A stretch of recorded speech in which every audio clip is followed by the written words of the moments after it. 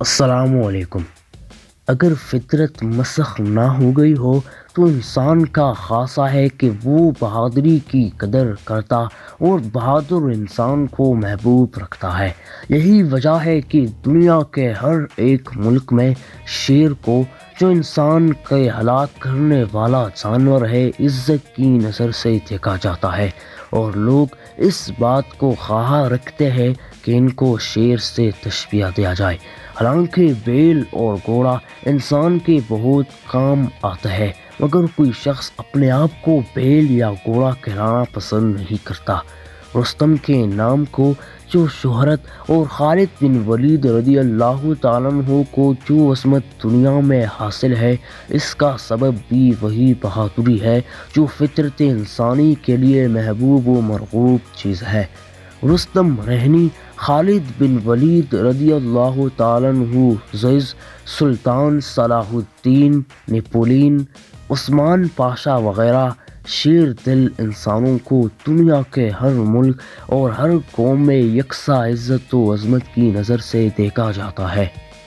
پچھلے دنوں یورپ کے جنگی عظیم کے زمانے میں جرمن کا ایک چھوٹا سا جنگی جہاز ایمڈن نامی بحر ہند اور بحر الکاہل کی طرف نکل آیا تھا۔ اس جہاز نے عرصے تک غیر معمولی بہادری اور جرأت کے نمونے دکھائے اور انگریزوں کو بہت نقصان پہنچایا، لیکن جب اس کا کپتان گرفتار ہو کر انگلستان پہنچا ہے تو باشندگان انگلستان اس کی زیارت کے لیے ایک دوسرے پر ٹوٹے پڑتے تھے اور اس کو نہایت عزت کی نظر سے دیکھتے تھے۔ ہم جب شاہ نامہ میں رستم کی بہادریوں کے حالات پڑھتے پڑھتے اس مقام پر پہنچتے ہیں جہاں رستم ایک پرستار زادہ شغاد نامی کے ہاتھ سے ہلاک ہوا ہے، تو ہمارا دل حزن و ملال سے لبریز ہو جاتا ہے۔ حسرت و آندو کا سب سے زیادہ اہم اور عظیم و شان مظاہرہ اس وقت معائنہ ہو سکتا ہے جبکہ کسی بہت بڑے بہادر کا انجام ناکامی کے شکل میں نمودار ہوا ہو۔ غالباً سلطان بایزید خان یلدرم کا انگورا کے میدان میں گرفتار ہو جانا بھی دنیا کا ایسا ہی عظیم و شان واقعہ ہے جس کے تصور سے بے اختیار قلب پر حسرت و آندو کا ہجوم چھا جاتا ہے۔ میدان انگورا میں اگر تیمور کی شکست ہوتی تو یقیناً تیمور اور اس کے خاندان کو تو نقصان عظیم پہنچتا، لیکن عالم اسلام کو تیمور کی شکست سے کسی نقصان کا اندیشہ نہ تھا، کیونکہ مشرقی ممالک جو تیمور کے قبضے میں تھے وہ تیمور کے بعد بھی مسلمانوں ہی کے قبضے میں رہتے۔ ان کی نسبت یہ اندیشہ ہرگز نہ تھا کہ اسلامی ممالک کسی غیر مذہب کی حکومت میں شامل ہو جائے گی،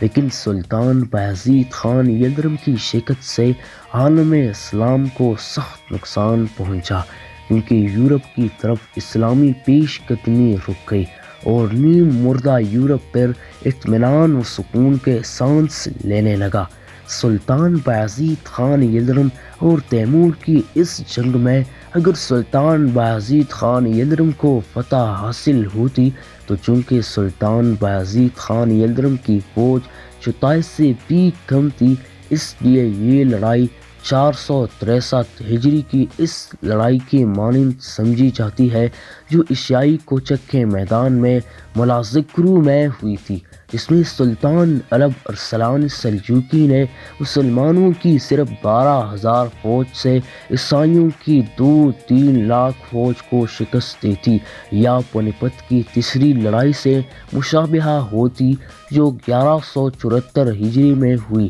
جس میں مسلمانوں کی صرف 80-90 ہزار فوج نے ہندوؤں کے 5-6 لاکھ فوج کو شکست پاش دی، یا جنگ کسودا اور جنگ نکوپولس کی فہرست میں داخل ہوتی، کیونکہ ان تمام لڑائیوں میں توڑی فوجوں نے بڑی بڑی فوجوں کو شکست پاش دی تھی۔ غالباً جنگ نکوپولس پر ہی قیاس کر کے سلطان بایزید خان یلدرم نے اپنی قلت اور تیمور کی کثرت پر کوئی لحاظ نہیں کیا، مگر اس نے یہ تو نہ سوچا کہ تیمور اور اس کی فوج بھی تو مسلمان ہی ہے۔ جن لڑائیوں میں غیر معمولی کثرت نے حیرت انگیز قلت سے شکست کھائی، ان میں ہمیشہ بڑی فوج کفار کی اور چھوٹی فوج مسلمانوں کی ہوا کرتی تھی۔ لیکن جنگ انگورہ میں چونکہ دونوں طرف مسلمان تھے، اس لیے اس میں کثرت کو قلت پر غالب آنا چاہیے تھا،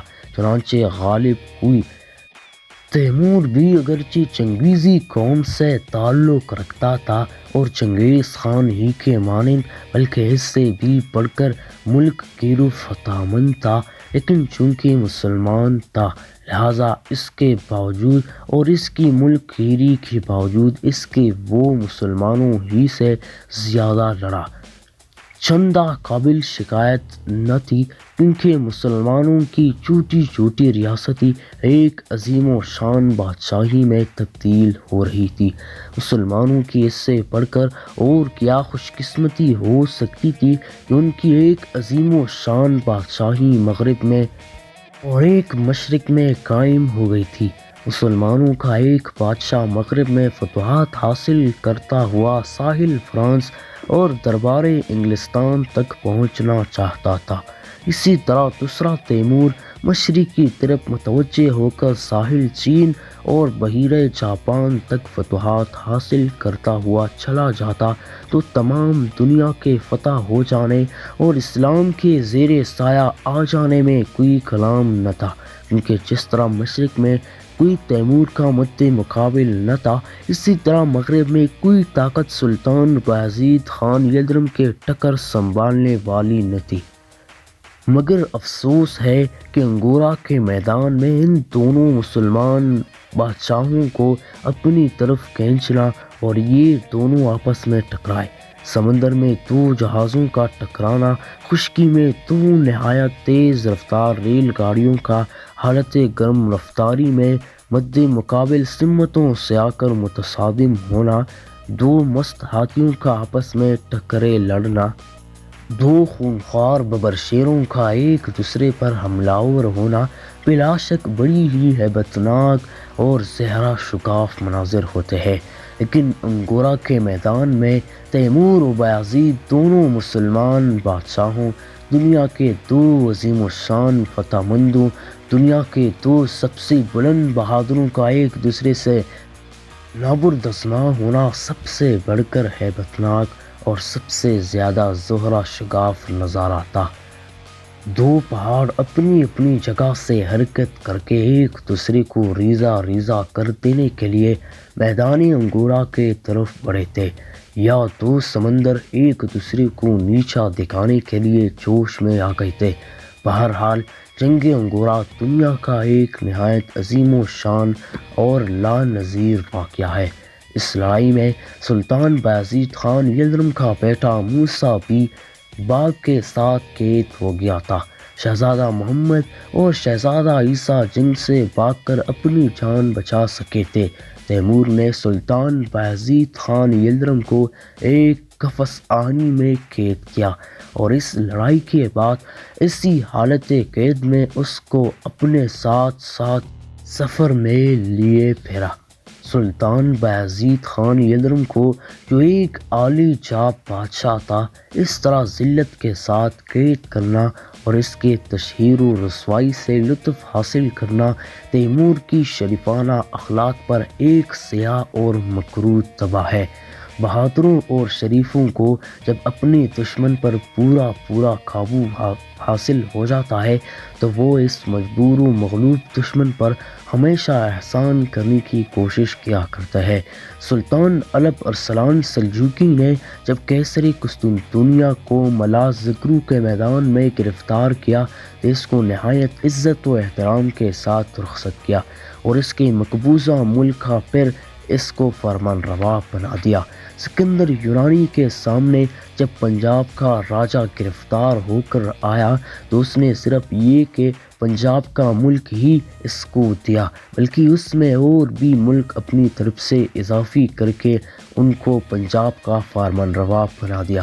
خود سلطان بایزید خان یلدرم نے نیکوپولس کے میدان میں 25 شہزادوں کو گرفتار کیا اور پھر سب کو یہ کہہ کر چھوڑ دیا کہ جاؤ اب دوبارہ پھر اچھی طرح میرے مقابلے کے لیے تیاری کرو۔ افسوس کہ ایسے بے نظیر بہادر اور ایسے مجاہد اسلام پر قابو پا کر تیمور نے جو سلوک اس کے ساتھ کیا، اس سے تیمور کی بہادری و ملکیری کا مرتبہ نگاہوں سے گر جاتا ہے۔ تیمور نے سلطان بایزید خان یلدرم کو اس طرح کٹہرے میں رکھا جس طرح شیروں کو کٹہرے میں بند رکھا جاتا ہے۔ اس سے ایک شاعرانہ تسکین بخش تخیل ضرور پیدا ہوتا ہے کہ اس نے اس عثمانی شیر کو شیر ہی سمجھ کر قفس آہنی میں بند کیا تھا، لیکن اس کا کوئی جواب نہیں ہو سکتا کہ تیمور کی آدمیت انسان اور حیوانیت میں کوئی فرق نہ دیکھ سکی۔ سلطان بایزید خان یلدرم کو جنگ انگورہ کے نتیجے میں جو ذلت سہنی پڑی وہ معمولی نہ تھی، اور اسی لیے وہ اس سخت و شدید قید میں 8 مہینے سے زیادہ نہ رہ سکا۔ تیمور نے سلطان بایزید خان یلدرم کے فوت ہو جانے پر صرف اس قدر انسانیت کا کام کیا کہ سلطان بایزید خان یلدرم کی لاش اس کی بیٹے موسیٰ کو جو قید میں موجود تھا سپرد کی، اور اس کو آزاد کر کے اجازت دی کہ اپنے باپ کی لاش کو برسا میں لے کر دفن کرے۔ تیمور کی تمام ترک و تاز اور فتح مندیاں مسلمان سلاطین کو زیر کرنے اور مسلمانوں کے شہروں میں قتل عام کرانے میں محدود ہے، اور اس کو یہ توفیق میسر نہ آ سکی کہ غیر مسلموں پر جہاد کرتا یا غیر مسلم علاقوں میں اسلام دلاتا۔ سلطان بایزید خان یلدرم کے فوت ہونے کے بعد تیمور بھی زیادہ دنوں نہیں جیا۔ وہ سمرقند پہنچ کر چین کے ملک پر چڑھائی کرنے کے ارادے سے روانہ ہوا، اور اس کی یہی چڑھائی ایسی تھی کہ اس نے غیر مسلم علاقے پر کی تھی، مگر اللہ تعالیٰ نے اس کو پورا نہ ہونے دیا اور راستے ہی میں اس کا انتقال ہو گیا۔ جنگ انگورہ کا ذکر خود تیمور نے بھی اپنی توثیق میں کیا ہے، مگر نہایت ہی مجمل و مختصر، جس سے یہ معلوم ہوتا ہے کہ سلطان بایزید خان یلدرم کی وفات کے بعد تیمور کو اپنی اس حرکت پر سخت افسوس ہوا کہ اس نے عثمانی سلطان کو کیوں تباہ و برباد کیا۔ اگر توثیق تیموری کو بغور مطالعہ کیا جائے تو اس سے اس بات کا بھی اندازہ ہو سکتا ہے کہ سلطان بایزید خان یلدرم کی گرفتاری کو اس زمانے کے تمام مسلمانوں نے نہایت نفرت اور رنج کی نگاہ سے دیکھا تھا۔ اسی لیے تیمور جنگ انگورہ کے متعلق تفصیل اور فخر و مباحثات کے جملوں سے قطعاً احتراز کرتا ہے، اور ممکن ہے کہ اسی جرم عظیم کی تلافی کے لیے اس نے ملک چین کی فتح کا ارادہ کیا جو پورا نہیں ہو سکا۔